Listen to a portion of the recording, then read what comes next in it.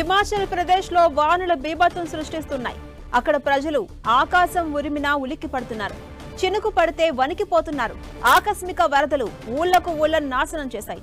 నగరాలను కూడా వదలలేదు. వానలు వరదలు ప్రళయాన్ని పరిచయం చేశాయి. కొండ ప్రాంతాల్లో ఉండే ఇళ్లు నేలమట్టమయ్యాయి. ఆ ప్రాంతాల్లో కొండ చర్యలు విరిగిపడి వందలాది ఇళ్లు నేలమట్టమయ్యాయి. ఇప్పటి వరకు రాష్ట్ర వ్యాప్తంగా వరదలతో 74 మంది ప్రాణాలు కోల్పోయారు. 40 మందికి పైగా గల్లంతయ్యారు. అసలు వాళ్ళు ఎక్కడున్నారు? ప్రాణాలతో ఉన్నారా లేదా అని కూడా అర్థం కావట్లేదు.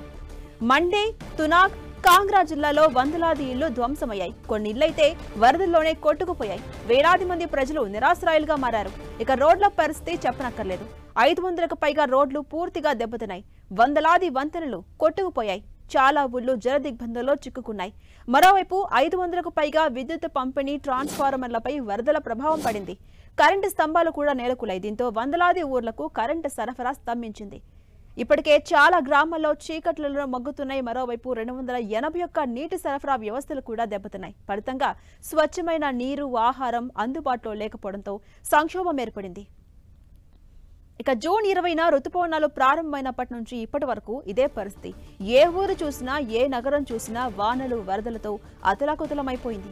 రాష్ట్ర అత్యవసర ఆపరేషన్ సెంటర్ ప్రకారం భారీ వర్షాల వల్ల 541 కోట్ల నష్టం జరిగినట్టు అంచనా వేశారు.